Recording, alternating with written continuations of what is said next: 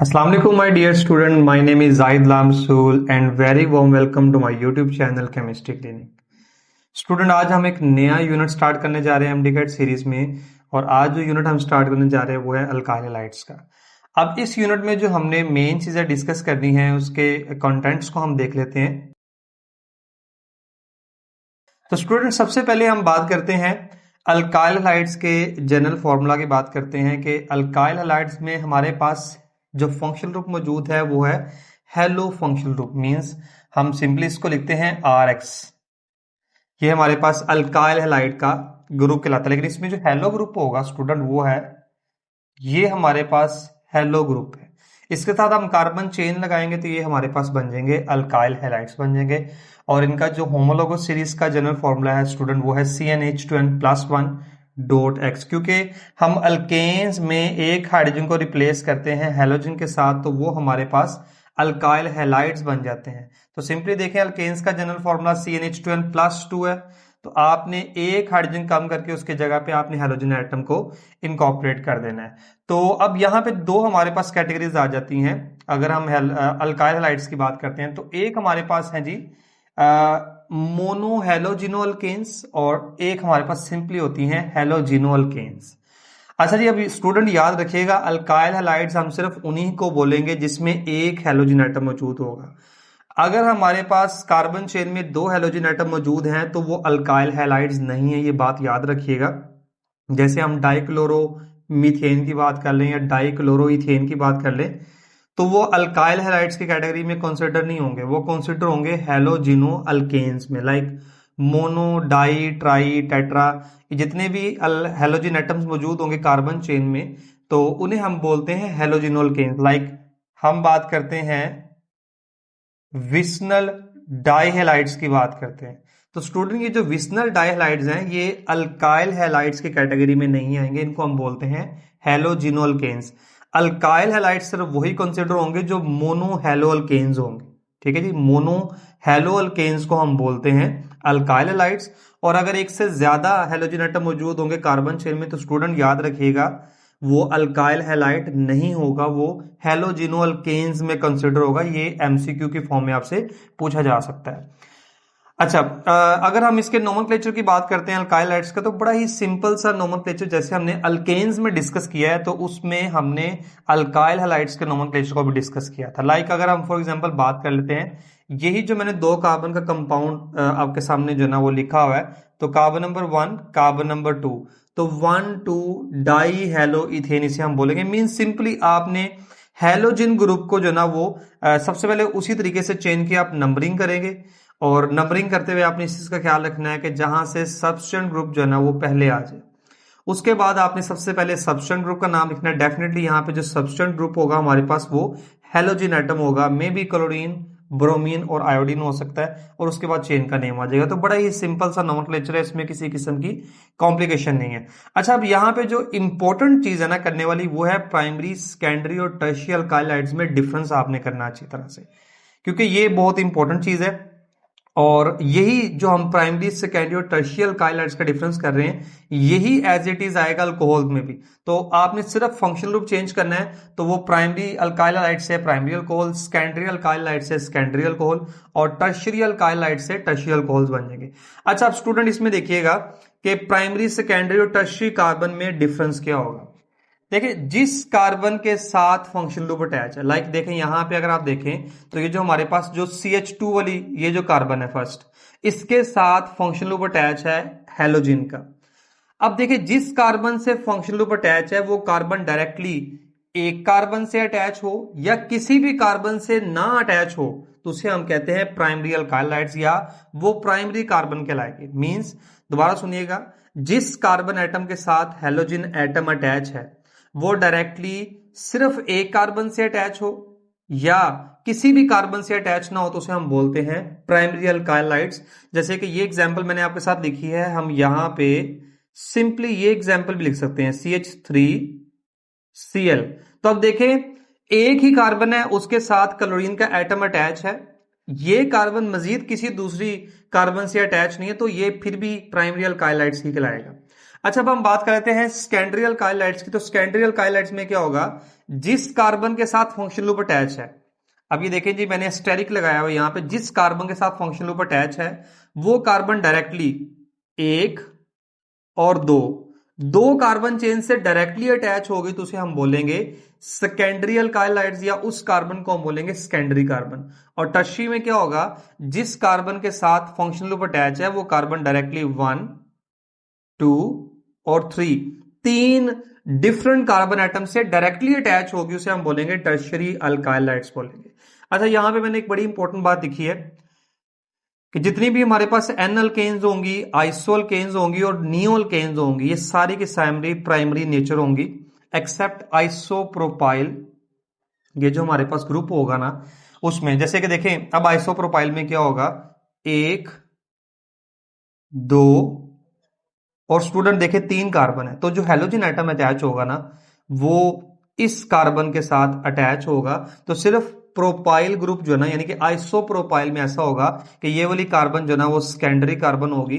Otherwise देखें मैंने यहां पे एग्जांपल लिखी हुई है आइसोब्यूटाइल हैलाइड की, ठीक है जी। अब स्टूडेंट यहां पे ना मिस्टेक करते हैं, मिस्टेक ये करते हैं कि स्टूडेंट को ना ब्यूटेन के जो रेडिकल्स बनते हैं ना, ठीक है, वो मिस्टेक कहां पे करते हैं। देखिए जी हम यहां पे लिखते हैं, मैं यहीं पे आपको समझाता हूं, like CH3, CH2, CH2, CH2, ये मैंने बॉन्ड की स्पेस छोड़ दी, ये तो सिंपल हमारे पास ना N ब्यूटेन है, ठीक है जी।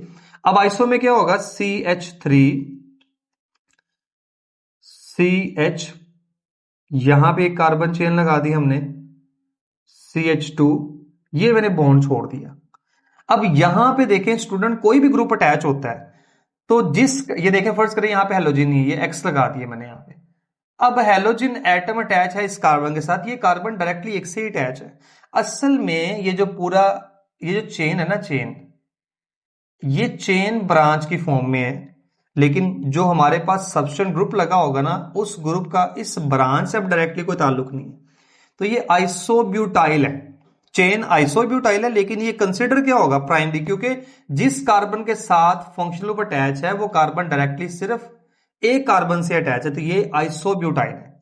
सेकेंडरी ब्यूटाइल क्या होता है, ये देखें 1, 2, 3, 4, यहां पे अगर कोई ग्रुप अटैच हो गया है तो अब देखें जिस कार्बन से फंक्शनल ग्रुप अटैच है वो डायरेक्टली एक इस कार्बन से अटैच है, एक इस कार्बन से अटैच है, तो स्टूडेंट ये आइसोब्यूटाइल है, ये सेकेंडरी ब्यूटाइल हो गया, ये बात याद रखिएगा।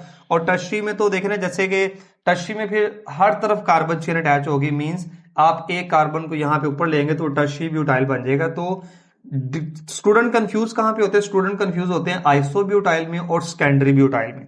तो ये हमारे पास जो ना ये वाला, ये आइसो है, ठीक है, और ये वाला जो ना ये सेकेंडरी ब्यूटाइल है। तो इसमें स्टूडेंट आपने डिफरेंस रखना है, सबसे ज्यादा बच्चे यहीं पे कंफ्यूज होते हैं और यहीं पे गलती करते हैं, तो आपने इस चीज का बेटा ख्याल रखना है। तो जितने भी आपके पास आइसोल्केन्स हैं एक्सेप्ट आइसोप्रोपाइल छोड़ के, बाकी सब क्या होंगे, प्राइमरी होंगे। मैंने आपको इसके एग्जाम्पल भी बता दिया आपको।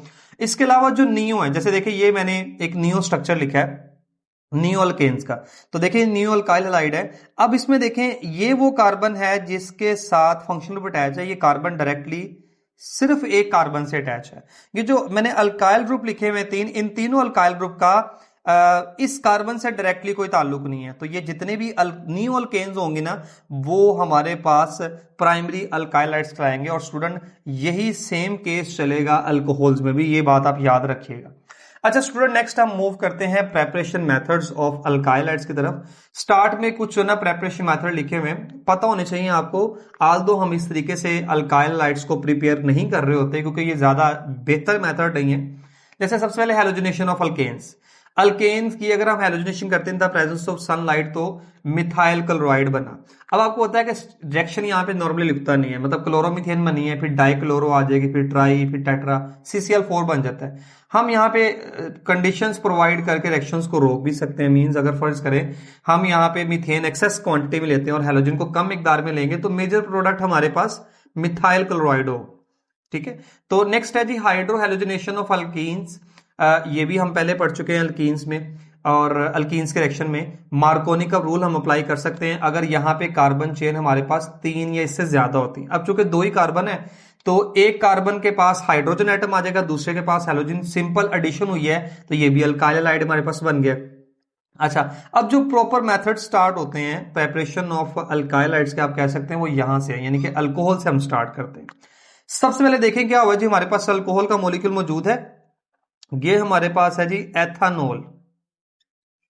तो एथानोल का रिएक्शन हमने करवाया है, HX हैलोजन एसिड हमने यूज किया है, और यहां पे अब सिंपली क्या हुआ, ये जो OH ग्रुप है इसको रिप्लेस कर दिया है किसने, इस X ने रिप्लेस कर दिया।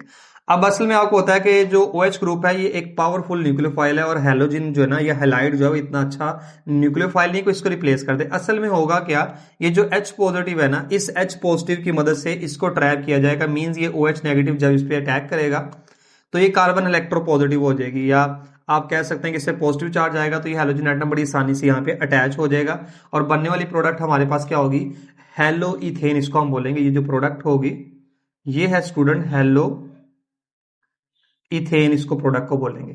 और डेफिनेटली अगर हम रिएक्टिविटी ऑर्डर की बात करेंगे तो फिर आपको पता है कि हैलोजेंस में जो हैलोजन एसिड है HF, HCl, HB और HI, इसमें अगर हम रिएक्टिविटी ऑर्डर की बात करते हैं तो जिसका बॉन्ड सबसे ज्यादा स्ट्रॉन्ग होगा उसकी रिएक्टिविटी सबसे कम होगी, डेफिनेटली वो HF का बॉन्ड होगा जो बहुत स्ट्रॉन्ग होगा और उसकी रिएक्टिविटी भी कम होगी, तो HI सबसे ज्यादा रिएक्टिव होगा इसमें। अच्छा जी, उसके बाद हम बात करते हैं, फिर अल्कोहल ही हमने यूज किया एथेनॉल, और अब रिएक्शन हुआ है थायोनाइल क्लोराइड के साथ। ये जो कंपाउंड हमारे पास मौजूद है SOCl2, इसको बोलते हैं थायोनाइल क्लोराइड। अब स्टूडेंट देखिए इसमें क्या होगा, सिंपल सी बात, ये एक ऑक्सीजन का एटम, इस एक सल्फर और इस ऑक्सीजन से एटम मिलेगा तो ये बन जाएगी SO2 गैस। हाइड्रोजन का एक क्लोरीन से रिएक्शन होगा HCl, और जो एक क्लोरीन है वो इस यानी कि OH की जगह पे वो क्लोरीन आ जाएगी। एक्चुअली देखा जाए तो ये दोनों न्यूक्लियोफिलिक सब्स्टिट्यूशन रिएक्शन कैटेगरी में आ रहे हैं। बनने वाली प्रोडक्ट फिर से हमारे पास अल्काइल हैलाइड्स है, यानी क्लोरोइथेन। SO2 गैसियस फॉर्म में बन रही है, HCl भी गैसियस फॉर्म में। और स्टूडेंट ये सबसे बेस्ट मेथड है, मींस ये याद रखिएगा, ये बेस्ट मेथड है for the preparation of alkyl halides. Reason क्या है, क्योंकि इसमें हमारे पास जो ना प्योर अल्काइल हैलाइड्स बनेंगे, जो बाय प्रोडक्ट है वो गैसियस फॉर्म में बन रही हैं, इसलिए अल्काइल हैलाइड को प्योर फॉर्म में सेपरेट आउट करना यहां से आसान होगा, क्योंकि बाय प्रोडक्ट गैसियस फॉर्म में उड़ जाएंगे। नेक्स्ट है जी, देखें फिर से हमने अल्कोहल यूज किया और यहां पे रिएक्शन करवा रहे हैं फास्फोरस ट्राइक्लोराइड और फास्फोरस पेंटाक्लोराइड के साथ। हमारे पास अगेन से प्रोडक्ट अल्काइल हैलाइड्स और साथ में बाय प्रोडक्ट्स बनेंगी, ये आपको बताना चाहिए। और लास्ट में हमने लिखा हुआ है जी method of preparation for alkyl iodide. अब इसके लिए क्या होगा, हम सिंपली एक सब्स्टिट्यूशन रिएक्शन करेंगे। ये हमारे पास है जी अल्काइल क्लोराइड, ये अल्काइल ब्रोमाइड है, रिएक्शन हो रहा है सोडियम आयोडाइड के साथ, ठीक है। तो अब यहां पे क्या हुआ है, इस आयोडीन ने इस क्लोरीन को रिप्लेस करना है, और क्लोरीन सोडियम के साथ मिलकर NaCl, और यही ब्रोमीन सोडियम के साथ मिलकर सोडियम ब्रोमाइड, मींस दोनों तरह से रिएक्शन हो सकता है। प्रोडक्ट हमारे पास अल्काइल आयोडाइड्स होंगे और बाय प्रोडक्ट्स में सोडियम क्लोराइड या सोडियम ब्रोमाइड हो सकते हैं। तो स्टूडेंट आपको ना इसका एक ओवरव्यू होना चाहिए methods of preparation of alkyl halides का। नेक्स्ट अब हम बात करते हैं रिएक्टिविटी ऑफ अल्काइल हैलाइड्स की। रिएक्टिविटी ऑफ अल्काइल हैलाइड्स को डिस्कस करने के लिए स्टूडेंट सबसे पहले हमने जो ना एक जनरल सा स्ट्रक्चर ड्रॉ किया अल्काइल हैलाइड्स का।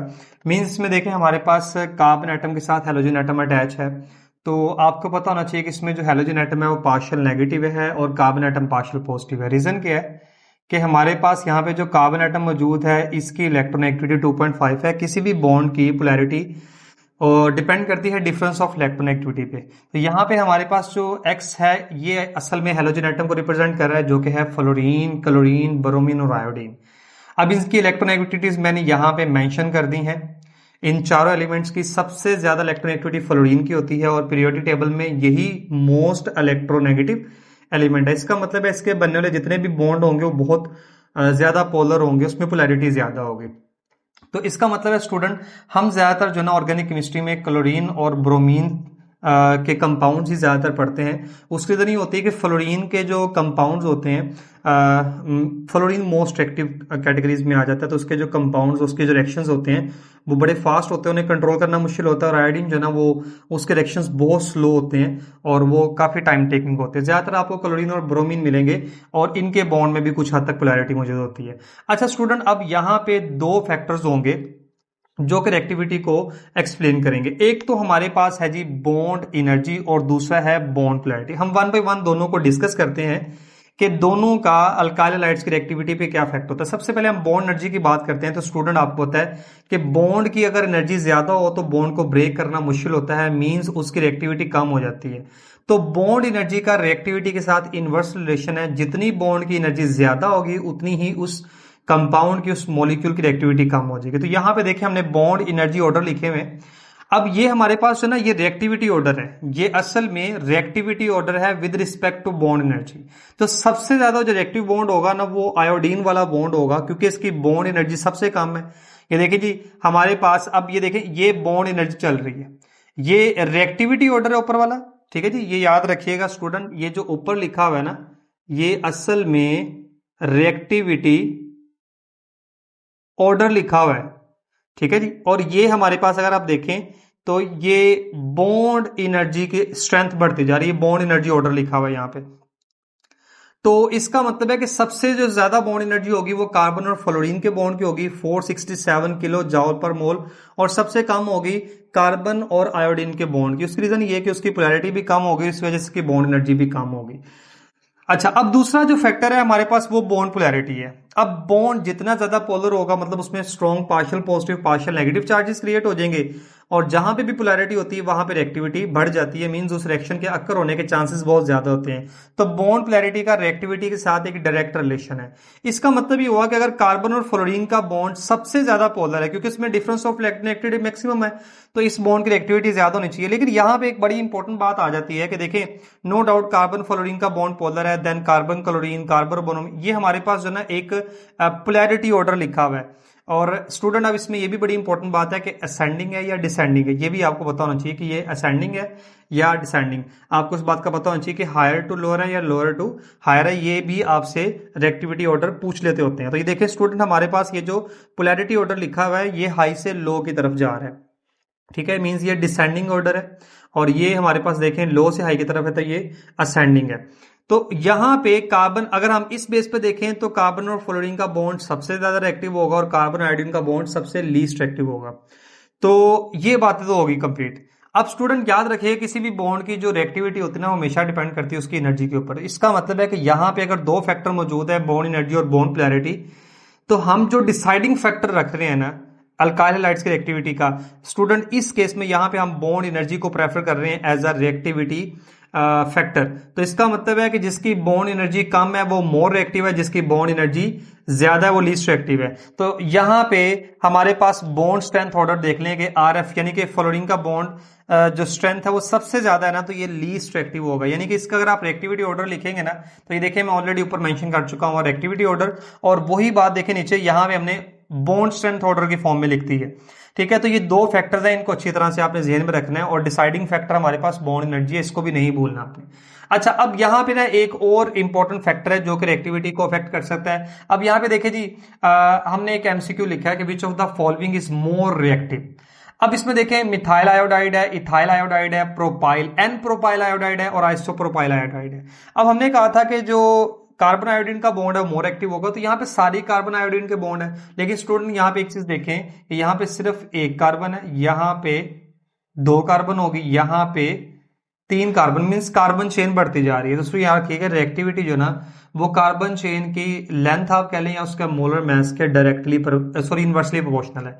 जितनी कार्बन चेन की लेंथ बढ़ती जाएगी उतना ही डेफिनेटली उसका मोलर मास बढ़ता जाएगा और उसकी रिएक्टिविटी कम होती जाएगी। तो इसका मतलब है इस केस में अगर हम रिएक्टिव बात करते हैं which one is more active, so alpha option is correct and we can say this one is least reactive. ये बात आप स्टूडेंट याद रखिएगा। तो ये तो हमने बात कर ली इनकी रिएक्टिविटी की। अब हम रिएक्शंस डिस्कस करने हैं स्टूडेंट, दो तरह रिएक्शंस यहां पे हमने डिस्कस करने हैं अल्काइल हैलाइड्स के। एक इसके न्यूक्लियोफिलिक सब्स्टिट्यूशन रिएक्शन हमने डिस्कस करने हैं, और सेकंड इसमें जो ना हमने एलिमिनेशन रिएक्शंस को डिस्कस करना है। अब देखें जो न्यूक्लियोफिलिक सब्स्टिट्यूशन रिएक्शन होंगे उसमें देखें ये कार्बन है और ये हैलोजन जो कि एज ए न्यूक्लियोफाइल बिहेव कर रहा है। सिंपली क्या होगा स्टूडेंट, सिंपली ये होना है कि इस न्यूक्लियोफाइल को रिप्लेस कर देगा कोई भी पावरफुल न्यूक्लियोफाइल आएगा और वो इस कार्बन पे अटैक करेगा, यहां से ये हमारे पास हैलोजन एटम रिमूव हो जाएगा। तो हमारे पास जो नया कंपाउंड बन जाएगा, वो क्या होगा, ये कार्बन, यहां पे हमारे पास आ जाएगा न्यूक्लियोफाइल, और आप कह सकते हैं ये जो हेलोजन एटम है ये एज ए लिविंग ग्रुप यहां से चला जाएगा, ये as a leaving group, as a leaving group यहां से चला जाएगा। ये तो हम आगे डिस्कस करेंगे SN1 और SN2 रिएक्शंस को डिटेल के साथ एज अ डिफरेंस। और दूसरी जो कैटेगरी स्टूडेंट हमने यहाँ पे डिस्कस करनी वो है हमारे पास एलिमिनेशन रिएक्शन। एलिमिनेशन रिएक्शन में क्या होगा, ये हमारे पास हैलोजन एटम है, तो जिस कार्बन के साथ फंक्शनल ग्रुप स्टूडेंट अटैच होता है वो अल्फा कार्बन होती है, इसके साथ वाली कार्बन बीटा, और इसके साथ लगे हुए सारे हाइड्रोजन बीटा हाइड्रोजन कहलाते हैं। तो जब एलिमिनेशन होगी स्टूडेंट, इसकी प्रोडक्ट अल्कीन होगी, ये हाइड्रोजन और ये हैलोजन यहां से रिमूव हो जाएंगे, carbon to carbon double bond बनेगा। इसको भी हम डिटेल से डिस्कस करेंगे एक डिफरेंस की फॉर्म में। तो सबसे पहले हम बात करते हैं SN1 और SN2 रिएक्शन। हैलाइड्स के रिएक्शन में सबसे पहले हम बात करेंगे सब्सटीट्यूशन न्यूक्लियोफिलिक रिएक्शंस ऑफ अल्काइलाइड्स, और इसमें दो मैकेनिज्म को हमने डिस्कस करना है, SN1 रिएक्शन को और SN2 रिएक्शंस को। इनके जो मेन की पॉइंट्स हैं स्टूडेंट, हमने उसको जहन में रखना है, और इन्हीं बातों को लेके एमसीक्यूज जो ना आपको एंट्री टेस्ट में आ सकते हैं। तो सबसे पहले हम डिस्कस करते हैं SN1 रिएक्शंस को। तो स्टूडेंट देखें, इसको बोलते हैं सब्सटीट्यूशन न्यूक्लियोफिलिक यूनिमोलिकुलर रिएक्शन, क्योंकि इसमें रेट डिटर्मिनिंग रिएक्शन में, रेट डिटर्मिनिंग स्टेप में सिर्फ एक ही मॉलिक्यूल पार्टिसिपेट करता है, और वो मॉलिक्यूल हमारे पास कौन सा होता है स्टूडेंट, वो टर्शियरी अल्काइल हैलाइड का मॉलिक्यूल होता है। और टर्शियल अल्काइलाइड में आपको पता है कि जो टर्शियरी कार्बन होती है वो डायरेक्टली 3 कार्बन एटम से अटैच होती है अल्काइल हैलाइड्स के केस में, सिमिलरली इन अल्कोहल्स। तो SN1 रिएक्शन को फॉलो कर रहे हैं टर्शियरी अल्काइलाइड्स, इस मैकेनिज्म को फॉलो करेंगे, और उसकी रीजन ये होती है कि टर्शियरी अल्काइलाइड्स में हमारे पास ये जो टर्शियरी कार्बोकैटाइन बनेगा ना, इसकी स्टेबिलिटी की वजह से ये SN1 मैकेनिज्म को फॉलो करते हैं। और ये रिएक्शन पोलर सॉल्वेंट की प्रेजेंस में हो रहा है स्टूडेंट, याद रखिएगा 2 स्टेप मैकेनिज्म है। यहां पे सबसे इंपॉर्टेंट बात ये है SN1 लिखा हुआ है, ठीक है, ऑपोजिट है। 1 का मतलब होगा 2 स्टेप, SN2 का मतलब होगा सिंगल स्टेप, 1 स्टेप मैकेनिज्म। तो दोनों में ये बात आप याद रखिएगा, यहां पे स्टूडेंट कंफ्यूज होते हैं। अच्छा, अब स्टूडेंट देखें 2 स्टेप मैकेनिज्म है, तो इसमें एक स्टेप स्लो होगा और एक फास्ट होगा। और स्टूडेंट ये जो स्लो स्टेप होता है ना, इसको हम बोलते हैं ये रेट डिटर्मिनिंग स्टेप होता है, रेट डिटर्मिनिंग स्टेप कहलाता है। मींस अगर आपने रिएक्शन का रेट फाइंड करना है या उसका ऑर्डर ऑफ रिएक्शन फाइंड करना है, तो वो इसी स्लो स्टेप पे डिपेंड करता है।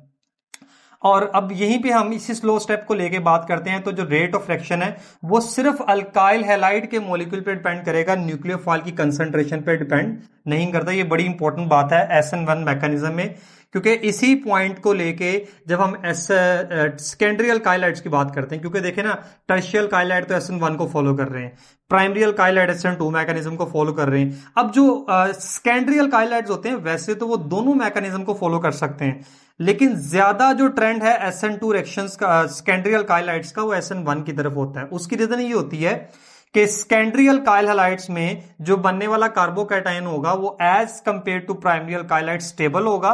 और इसमें देखें SN1 मैकेनिज्म में चूंकि रिएक्शन डिपेंड ही अल्काइलाइड्स पे कर रहा होता है, तो इस बात से फर्क नहीं पड़ता कि न्यूक्लियोफाइल कोई पावरफुल आया या कैसा न्यूक्लियोफाइल आया, क्योंकि नो डाउट न्यूक्लियोफाइल की स्ट्रेंथ भी मैटर करती है रिएक्शंस के अंदर। और डेफिनेटली देखें रेट ऑफ रिएक्शन में अगर सिर्फ अल्काइलाइड्स का मॉलिक्यूल पार्टिसिपेट कर रहा है तो इसका ऑर्डर ऑफ रिएक्शन क्या होगा, 1 होगा।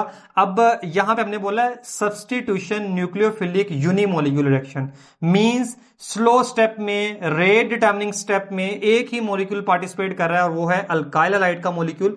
और कौन से अल्काइल हैलाइड, टर्शियरी अल्काइलाइड्स का मॉलिक्यूल जो ना पार्टिसिपेट कर रहे हैं, और इसका ऑर्डर ऑफ रिएक्शन भी 1 है, इसकी मोलिकुलरिटी ऑफ रिएक्शन भी हम 1 ही कंसीडर करते हैं। अच्छा जी, अब इसमें स्टूडेंट देखें चूंकि टर्शियरी कार्बोकैटायन बन जाएगा तो न्यूक्लियोफाइल के पास ऑप्शन होगी, वो चाहे फ्रंट से अटैक करे चाहे बैक से अटैक करे, क्योंकि पॉजिटिवली चार्ज कैटाइन मौजूद है। न्यूक्लियोफाइल के पास अब फ्रीडम है, वो जैसे मर्जी अटैक कर सकता है। तो यहां पे मिक्सचर बनेगा 50% इन्वर्जन ऑफ कॉन्फिगरेशन, मींस जो सबस्ट्रेट मॉलिक्यूल होगा उसका स्ट्रक्चर इन्वर्ट हो जाएगा और 50% स्ट्रक्चर जो ना वो रिटेंशन में रहेगा। तो देखें जी, हमारे पास सेक्शन मौजूद है, टर्शरी ब्यूटाइल हैलाइड हमारे पास स्टार्टिंग मॉलिक्यूल है और इसकी कार्बन sp3 हाइब्रिडाइज्ड है। पोलर सॉल्वेंट की प्रेजेंस में यहां पे आयनाइजेशन हुई और आयनाइजेशन के नतीजे में देखें स्टूडेंट, ये एक स्लो स्टेप है और इसके नतीजे में देखें ये जो बनने वाला हमारे पास कार्बोकैटाइन है ना, ये हमारे पास है जी कार्बोकैटाइन।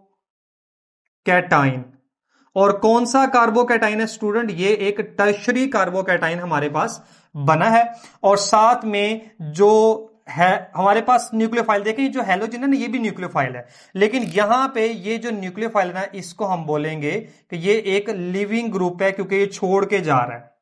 ठीक है जी। अब क्या होगा, अब अटैक करना न्यूक्लियोफाइल ने। अब चूंकि कार्बन पॉजिटिवली चार्ज, और देखिए यहां पे स्टूडेंट याद रखिएगा, ये जो हमारे पास टर्शरी कार्बोकैटाइन बनेगा ये sp2 हाइब्रिडाइज्ड होगा, इसकी carbon positively charge carbon sp2 hybridised होगी, मिथाइल ग्रुप सारे यहां पे sp3 हाइब्रिडाइज्ड होंगे।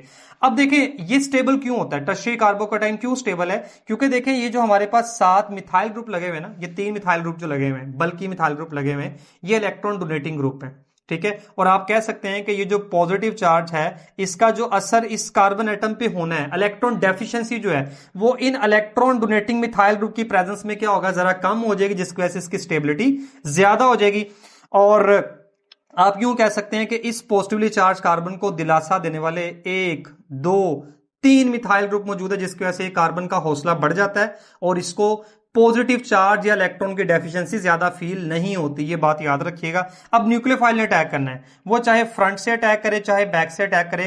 तो देखें अगर वो फ्रंट से अटैक कर रहा है तो रिटेंशन है, और अगर बैक से अटैक कर रहा है तो इन्वर्जन। क्योंकि देखें हमारे पास जो अल्काइलाइड का सबस्ट्रेट मॉलिक्यूल था उसमें देखें जो हैलोजन एटम था वो फ्रंट पे, यानी कि राइट, ये जो इस साइड है ना, यहां पे अटैक था, तो ये अटैच था, इसलिए यहां पे क्या हुआ कि रिटेंशन, और हमारे पास क्या होगा, रिटेंशन के साथ साथ इन्वर्जन ऑफ कॉन्फ़िगरेशन होगी। तो ये वो की पॉइंट्स है जो आपने याद रखने हैं SN1 रिएक्शन में। स्टूडेंट SN2 रिएक्शन में हम मूव करते हैं तो ज्यादा डिफिकल्टी नहीं है, आसान सी बात है।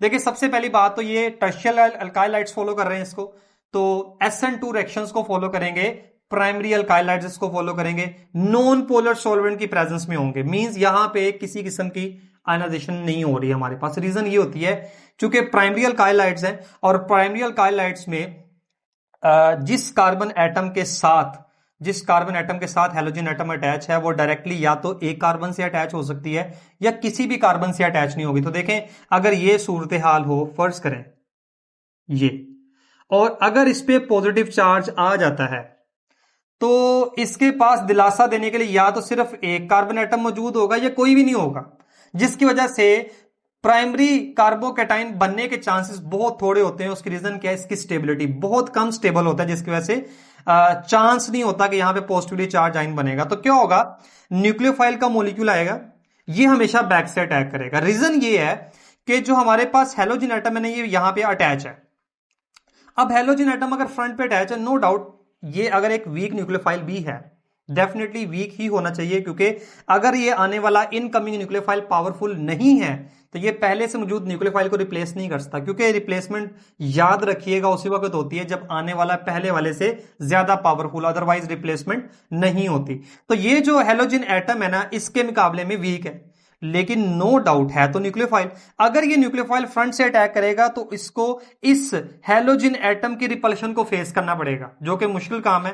तो आसान सी बात क्या है, ये बैक से अटैक करेगा। जैसे ही ये इस पार्शियल पॉजिटिव कार्बन पे, इस इलेक्ट्रोफिलिक कार्बन पे अटैक करेगा सबस्ट्रेट मॉलिक्यूल जो कि अल्काइल हैलाइड है, तो यहां पे एक ट्रांजिशन स्टेट आ जाएगी। ट्रांजिशन स्टेट में क्या होगा, न्यूक्लियोफाइल का नया बॉन्ड बन रहा होगा और हैलोजन का पुराना बॉन्ड टूट रहा होगा। मींस ये बॉन्ड इनकॉर्पोरेट हो रहा है और ये वाला बॉन्ड यहां से जा रहा है।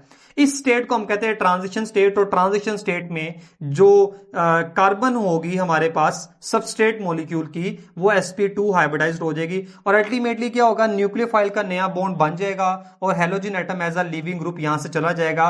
तो स्टूडेंट यहां पे 100% इन्वर्जन ऑफ कॉन्फ़िगरेशन है, स्ट्रक्चर जो है वो इन्वर्ट हो जाएगा। मींस सबसे अगर हम स्टार्ट में देखें तो हैलोजन एटम इस साइड पे मौजूद है, मींस न्यूक्लियोफाइल इस साइड पे मौजूद है, तो प्रोडक्ट साइड में न्यूक्लियोफाइल की पोजीशन बदल चुकी हुई है।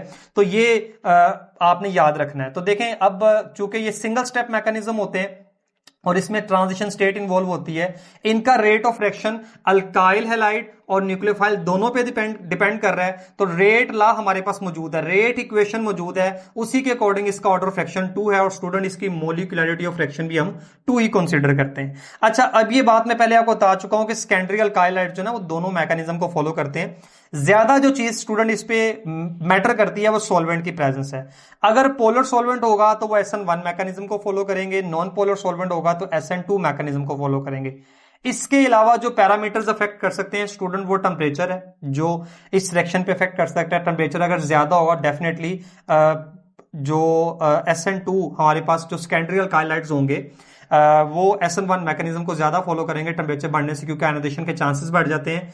स्टेबल सेकेंडरी कार्बोकैटायन बनता है जिसकी वजह से SN1 मैकेनिज्म को फॉलो करने के चांसेस ज्यादा होते हैं। अगर हम कंपैरिजन में देखें ना तो SN1 मैकेनिज्म को प्रेफर करते हैं सेकेंडरी अल्काइलाइड्स, लेकिन दोनों के चांसेस होते हैं। और इसके अलावा जो न्यूक्लियोफाइल है उसकी स्ट्रेंथ भी मैटर करती है। अगर न्यूक्लियोफाइल बहुत ही ज्यादा पावरफुल आ गया तो डेफिनेटली फिर वो SN2 मैकेनिज्म को चूज करेंगे, क्योंकि उसमें फिर क्या होगा, न्यूक्लियोफाइल अटैक करेगा और लिविंग ग्रुप निकल जाएगा यहां से।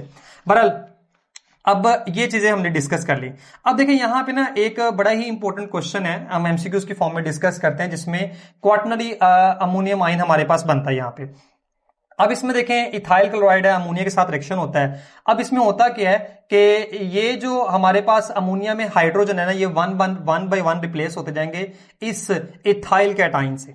मींस ये जो इथाइल होगा 1 बाय 1 इस हाइड्रोजन आइंस को यहां से रिप्लेस करता जाएगा, और इसके नतीजे में क्या होगा, हमारे पास पहले प्राइमरी अमाइंस बनेंगे। मींस आपने एक हाइड्रोजन को हटा के एक इथाइल लगा दिया, ethyl amine, then diethyl amine बनेगी जिसको हम सेकेंडरी अमाइन बोलेंगे। फिर हमारे पास टर्शियरी अमाइंस और एट देन क्वार्टरी अमाइन, ये पॉजिटिव आइन की फॉर्म में बनेंगे, याद रखिएगा। न्यूट्रल मॉलिक्यूल नहीं होगा, इससे पॉजिटिव चार्ज, फिर आगे वो हमारे पास कोई भी एनाइन अटैच करना पड़ेगा। अब प्रोडक्ट क्या इसमें हो सकती है, दो पॉसिबिलिटीज हैं जो कि क्वेश्चन में पूछी जा सकती हैं। अगर अल्काइल हैलाइड का मॉलिक्यूल एक्सेस में होगा स्टूडेंट, अगर ये वाला मॉलिक्यूल एक्सेस में मौजूद है अल्काइल हैलाइड, तो क्या होगा, इस मॉलिक्यूल के एक्सेस होने की वजह से क्या होगा, हाइड्रोजन बार बार रिप्लेस होते जाएंगे और हमारे पास जो मेजर प्रोडक्ट होगी ना वो क्वाटरनरी अमाइन या टर्शियरी अमाइन हमारे पास बन सकती हैं। और अगर हमारे पास अल्काइल हैलाइड मॉलिक्यूल जो है ना वो लिमिटेड अमाउंट में और अमोनिया एक्सेस में हो, तो क्या होगा, फिर हमारे पास प्रोडक्ट होगी प्राइमरी अमाइन। स्टूडेंट ये बात आप याद रखिएगा। तो हमने रिएक्शंस में जो पहला हिस्सा कंप्लीट किया है वो सब्स्टिट्यूशन न्यूक्लियोफिलिक रिएक्शन का है। अब हम बात करने लगे हैं elimination reaction of alkyl halides की। एलिमिनेशन रिएक्शंस को हम बीटा एलिमिनेशन रिएक्शंस कहते हैं, और इसमें भी हम दो मैकेनिज्म को डिस्कस करेंगे, E1 mechanism and E2 mechanism. Again, it's depend upon the nature of alkyl halide molecule and the conditions. तो देखें जिसको हम बीटा एलिमिनेशन रिएक्शंस क्यों कहते हैं, क्योंकि इसमें जो एलिमिनेशन है वो उस वक्त स्टार्ट होगी जब एक बेस का मॉलिक्यूल बीटा हाइड्रोजन पे अटैक करेगा। तो स्टूडेंट देखें बीटा हाइड्रोजन हमारे पास क्या होगी, जिस कार्बन के साथ फंक्शनल ग्रुप अटैच है, ये हमारे पास कार्बन इसके साथ फंक्शनल ग्रुप अटैच है, इसके साथ अटैच देखिए फर्स्ट कार्बन होगी अल्फा कार्बन जिसके साथ फंक्शनल ग्रुप अटैच है, इसके साथ जो दूसरी कार्बन मौजूद है वो है बीटा कार्बन। इसी तरह हमारे पास जो थर्ड कार्बन होगी उसको हम बोलेंगे गैमा कार्बन। अल्फा कार्बन के साथ अटैच हाइड्रोजन अल्फा हाइड्रोजन कहलाएंगे। बीटा कार्बन के साथ जो हाइड्रोजन एटम अटैच होंगे वो बीटा हाइड्रोजन एटम होंगे। इसी तरह गैमा हाइड्रोजन एटम भी हमारे पास होंगे गैमा कार्बन के साथ। तो इस चीज का आपने ख्याल रखना है। तो जो एलिमिनेशन स्टार्ट होती है स्टूडेंट वो बीटा कार्बन के साथ अटैच बीटा हाइड्रोजन से शुरू होगी, ये बात का आपने इसका ख्याल रखना लाजमी। अच्छा, अब उसी तरह से देखें जैसे आपने SN1 पढ़ा है वैसे E1 है, जैसे आपने SN2 पढ़ा है वैसे E2 है। SN1 मैकेनिज्म को टर्शियल अल्काइलाइड्स फॉलो करते हैं, E1 मैकेनिज्म को भी टर्शियल अल्काइलाइड्स फॉलो करेंगे। अब यहां पे इंपॉर्टेंट चीज ये, चूंकि ये एक एलिमिनेशन रिएक्शन है और बनने वाली प्रोडक्ट हमारे पास एक अल्कीन होगी, याद रखिएगा बनने वाली प्रोडक्ट हमारे पास क्या है, अल्कीन। आपने प्रेपरेशन ऑफ अल्कीन जब हमने रिएक्शन डिस्कस किए थे तो अल्काइल हैलाइड्स की डीहाइड्रो हैलोजिनेशन से हमने अल्कीन को प्रिपेयर किया था।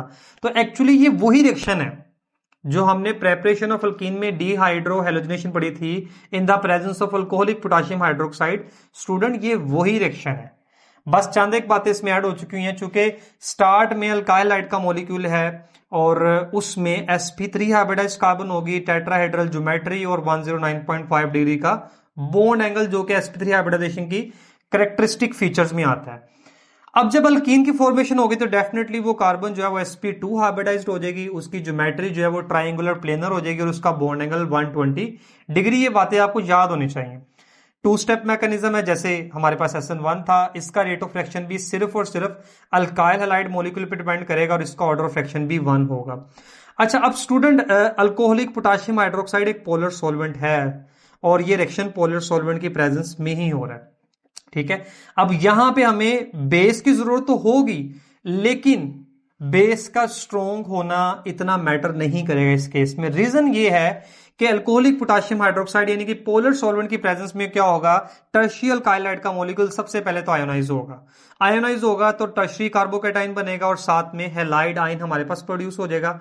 चूंकि डीहाइड्रो हैलोजनेशन है तो देखें हैलोजन एटम तो रिमूव हो गया, अब सिर्फ रिमूव करना है हाइड्रोजन एटम को। तो आप देखें जिस कार्बन के साथ फंक्शनल ग्रुप अटैच था वो अल्फा कार्बन है, मींस ये वाली कार्बन अल्फा है, इसके साथ जुड़ी तीनों कार्बन हमारे पास बीटा कार्बन है। तो हमारे पास टोटल हाइड्रोजन कितने हैं, 3, 6 एंड 9 बीटा हाइड्रोजन एटम मौजूद हैं और इन तीनों मिथाइल ग्रुप में से किसी भी मिथाइल ग्रुप की हाइड्रोजन को यहां पे रिमूव किया जा सकता है। तो देखें ये हमारे पास टर्शरी कार्बोकैटायन था और एक मिथाइल ग्रुप के एक हाइड्रोजन का, अब देखें जो बेस है ना, बेस ने बीटा हाइड्रोजन पे अटैक किया, इस कार्बन हाइड्रोजन बॉन्ड के दोनों इलेक्ट्रॉन शिफ्ट होंगे इस कार्बन कार्बन बॉन्ड में और यहां पे एक डबल बॉन्ड क्रिएट हो जाएगा इस फॉर्म में हमारे पास, और जो बेस है वो इस H पॉजिटिव को लेकर यहां से निकल जाएगी। रिजल्ट में क्या होगा, इस बेस पे भी पॉजिटिवली चार्ज, क्योंकि बेस ने अपना लोन पर यहां पे यूज किया है। अभी मैं आपको डिफरेंस बताऊंगा कि यही जो हमारे पास पोटेशियम हाइड्रोक्साइड में मौजूद OH नेगेटिव है, अब देखें इससे पहले आपने SN2 SN1 पढ़ा सब्सटीट्यूशन। अगर आपने पोटेशियम हाइड्रोक्साइड एक्वस फॉर्म में यूज किया, ये देखें हमारे पास पोटेशियम हाइड्रो ऑक्साइड मौजूद है। दो बातें हैं इसमें स्टूडेंट, एक, अब डिफरेंस यहां पे होगा इन्वायरमेंट का, एक काम हो रहा है एक्वस इन्वायरमेंट में, ठीक है जी, और एक काम हो रहा है अल्कोहलिक इन्वायरमेंट में। एक्वस इन्वायरमेंट ने जनरेट किया OH नेगेटिव, अल्कोहलिक इन्वायरमेंट ने भी जनरेट किया OH नेगेटिव। अब डिफरेंस क्या होगा, ये बन गया है न्यूक्लियोफाइल, लेकिन यहां पे यही OH नेगेटिव क्या बन चुका हुआ है, ये बेस बन गया। कौन सी बात है जो ये डिसाइड करेगी कि ये OH नेगेटिव न्यूक्लियोफाइल के तौर पे बिहेव करेगा या फिर ये OH नेगेटिव बेस के तौर पे बिहेव करेगा? स्टूडेंट बड़ी ही आसान सी बात याद रखिएगा, न्यूक्लियोफाइल क्या करेगा, it attacks on electrophilic centre. ये बात याद रखिएगा, अगर ये OH नेगेटिव किसी इलेक्ट्रोफिलिक सेंटर पे अटैक कर रहा है, जैसे कि SN1 SN2 में हमारे पास सबस्ट्रेट मॉलिक्यूल अल्काइलाइड मॉलिक्यूल की जो पार्शियल पॉजिटिव कार्बन थी वो हमारे पास इलेक्ट्रोफिलिक सेंटर था, इस OH नेगेटिव ने जब उस इलेक्ट्रोफिलिक कार्बन पे अटैक किया तो ये एज अ न्यूक्लियोफाइल बिहेव कर रहा है। और बेस का बिहेव करेगा when it attacks on proton. अगर इसने H पॉजिटिव पे अटैक कर दिया तो इसका मतलब है यही OH नेगेटिव अब क्या कहलाएगा, बेस कहलाएगा। बड़ी छोटी सी बात है, बहुत इंपॉर्टेंट है स्टूडेंट, पूरा एंटीटेस्ट पढ़ लेते हैं लेकिन एंड तक कंफ्यूज रहते हैं कि हमने बेस किसे बोलना है और न्यूक्लियोफाइल किसे बोलना है। तो ये कोई दो अलग अलग चीजें नहीं है, एक ही स्पीशी है, उसका एक्शन उसका बिहेवियर दो डिफरेंट एनवायरमेंट में डिफरेंट है। आपने उस चीज को पहचानना है कि वो किस एनवायरमेंट में कैसा बिहेव कर रहा है, फिर आपने उसी स्पीशी को न्यूक्लियोफाइल या बेस का नाम देना है। तो ये बात याद रखिएगा, क्योंकि यहां पे यही OH नेगेटिव प्रोटॉन पे अटैक कर रहा है तो स्टूडेंट ये हमारे पास क्या है, ये बेस है। अगर ये हमारे पास जो है ना वो इलेक्ट्रोफिलिक कार्बन पे अटैक करेगा तो सब्स्टिट्यूशन हो जाएगी। तो यहां पे ये भी चांसेस हो सकते हैं, क्योंकि देखें ना बेस मौजूद, हमारे पास OH नेगेटिव मौजूद है तो उसके पास तो आसान हदफ से ये कार्बन पॉजिटिव भी इलेक्ट्रो जो हमारे पास पॉजिटिव सेंटर है कार्बन का, ये भी उसके पास एक हदफ है, ठीक है। लेकिन चूंकि इन्वायरमेंट क्या है हमारे पास, अल्कोहलिक इन्वायरमेंट है, aqueous environment, aqueous environment substitution को प्रमोट करेगा, अल्कोहलिक इन्वायरमेंट एलिमिनेशन को प्रमोट करता है। ये बात बड़ी इंपॉर्टेंट है। आपके माइंड में ये सवाल आएगा कि ये पॉजिटिवली चार्ज कार्बन है, ये भी एक आसान हदफ है, इस हाइड्रोजन से ज्यादा लेकिन कंडीशन का, सॉल्वेंट का डिफरेंस है, स्टूडेंट याद रखिएगा। E2 मैकेनिज्म की तरफ मूव करते हैं, वही सेम बातें हैं कि ये प्राइमरी अल्काइल हाइड्स इस मैकेनिज्म को फॉलो कर रहे हैं। इसमें भी चूंकि एलिमिनेशन हो रही है तो स्टेट ऑफ हाइब्रिडाइजेशन sp3 से sp2, ज्योमेट्री भी उसी तरीके से चेंज होगी। सिंगल स्टेप मैकेनिज्म है, इसका जो रेट ऑफ रिएक्शन है वो अल्काइल हैलाइड, और यहां पे देखिए जी हमने मेंशन कर दिया कि बेस पे डिपेंड करेगा और इसका ऑर्डर ऑफ एक्शन 2 होगा। हम इसका एक्शन देखते हैं, मतलब ये किस तरह से एक्ट करेगा ये रिएक्शन प्राइमरी अल्काइल हाइड्स में। तो देखें हमने यहाँ पे इथाइल हैलाइड लिया, CH3CH2X इथाइल हैलाइड है, अल्कोहलिक पोटेशियम हाइड्रोक्साइड मौजूद है। अच्छा अब स्टूडेंट यहां पे बेस का स्ट्रॉन्ग होना बहुत जरूरी है, क्योंकि रिएक्शन की जो असल में स्टार्टिंग है ना वो बेस से ही स्टार्ट होनी है। यहां पे बेस वीक भी हो तो चलेगी, लेकिन यहां पे बेस का स्ट्रॉन्ग होना जरूरी है। यहां पे बेस को सारा एनवायरनमेंट मिला हुआ बना बनाया है, लेकिन यहां पे बेस को खुद से मेहनत करनी पड़ेगी। कैसे मेहनत करनी पड़ेगी? इस अल्कोहलिक एनवायरनमेंट के प्रेजेंस में क्या होगा, ये जो बेस आएगी इस बेस ने बीटा कार्बन के बीटा हाइड्रोजन पे अटैक करना है, इसलिए इसको बीटा एलिमिनेशन भी कहते हैं। जैसे बीटा हाइड्रोजन पे अटैक करेगा ये बीटा हाइड्रोजन यहां से चला जाएगा, क्योंकि ये जो हमारे पास बेस है इसके पास लोन पेयर मौजूद है या ये नेगेटिवली चार्ज होगी। बॉन्ड बनाने वाले दोनों इलेक्ट्रॉन इसी बेस ने इस हाइड्रोजन को प्रोवाइड करने हैं, तो याद रखिएगा बेस और हाइड्रोजन एटम में या जो H पॉजिटिव यहां से जा रहा है इनमें कोऑर्डिनेट कोवलेंट बॉन्ड बनेगा। इस बॉन्ड के दोनों इलेक्ट्रॉन इन दोनों कार्बन एटम में जब शिफ्ट होंगे तो इलेक्ट्रॉन डेंसिटी बढ़ेगी, इस कार्बन एटम के जो इलेक्ट्रॉन्स होंगे इस हैलोजन एटम को मिलेंगे और ये हैलोजन भी यहां से चला जाएगा। तो देखें स्टूडेंट, हाइड्रोजन भी रिमूव हुआ, हैलोजन भी रिमूव हुआ, डीहाइड्रोहैलोजिनेशन प्रोडक्ट हमारे पास यहां पे एक अल्कीन, इस केस में इथीन बन चुकी हुई है, और ये हमारे पास है जी by product definitely hydrogen halide, dehydrohalogenation. तो ये बातें आपको स्टूडेंट पता होनी चाहिए एलिमिनेशन के बारे में। यहां पे एक इंपॉर्टेंट बात पहले भी मैं रिपीट कर चुका हूं, इस चीज को लिख भी दी है कि स्टेबिलिटी ऑर्डर आपको बताना चाहिए। सबसे ज्यादा स्टेबल होगा टर्शियरी कार्बोकैटाइन, उससे कम स्टेबल होगा सेकेंडरी कार्बोकैटाइन, फिर उसके बाद हमारे पास प्राइमरी कार्बोकैटाइन, और प्राइमरी कार्बोकैटाइन में कार्बन चेन मैटर करेगी। जैसे कि इस कार्बन के साथ एक मिथाइल मौजूद है तो ये रिलेटिवली मोर स्टेबल होगा as compare to this methyl carbocation. No doubt ये भी कम स्टेबल है, लेकिन चूंकि इसके पास तो कोई भी और कार्बन एटम मौजूद नहीं है, आप इसको इस तरह से याद रख सकते हैं कि टर्शियरी कार्बन पे अगर पॉजिटिव चार्ज आ गए तो इसको दिलासा देने वाले 3 मिथाइल मौजूद हैं, because methyl electron donating group कहलाते हैं, और यहां पे दिलासा देने वाले 2 मिथाइल ग्रुप हैं, तो थोड़ी सी स्टेबिलिटी कम हो जाएगी। इसमें सिर्फ एक मिथाइल और यहां पे तो कोई भी नहीं है, फुल गुर्बत चल रही है यहाँ पे CH3 पॉजिटिव की। तो स्टूडेंट ये रिएक्शंस थे हमारे पास अल्काइल हैलाइड्स के, जिसमें हमने सब्स्टिट्यूशन रिएक्शन और एलिमिनेशन रिएक्शन को डिटेल से डिस्कस किया। जैसे जैसे स्टूडेंट हम ऑर्गेनिक केमिस्ट्री में आगे मूव करेंगे चीजें रिपीट होनी है, ठीक है। जो बातें हमने हाइड्रोकार्बन्स के यूनिट में डिटेल से डिस्कस की हैं, अल्केन, अल्कीन, अल्काइन में, वो बातें अब आहिस्ता आहिस्ता रिपीट होंगी। अब बहुत सारी बातें हमने अल्काइल हाइड्स में भी डिस्कस की हैं, तो अल्काइल हाइड्स का स्टूडेंट हमारा यूनिट जो है मुकम्मल हो चुका हुआ है। एक कंप्रीहेंसिव कंप्लीट स्टूडेंट ये लेक्चर है, इसको आप जरूर सुनिएगा और वीडियो कंप्लीट आप देखें, ताकि जितनी भी बातें हैं, जितने भी कॉन्सेप्ट्स हैं आपके क्लियर हो जाएं। स्टूडेंट दुआओं में याद रखिएगा। अल्लाह ताला आपका हामी और नासिर हो।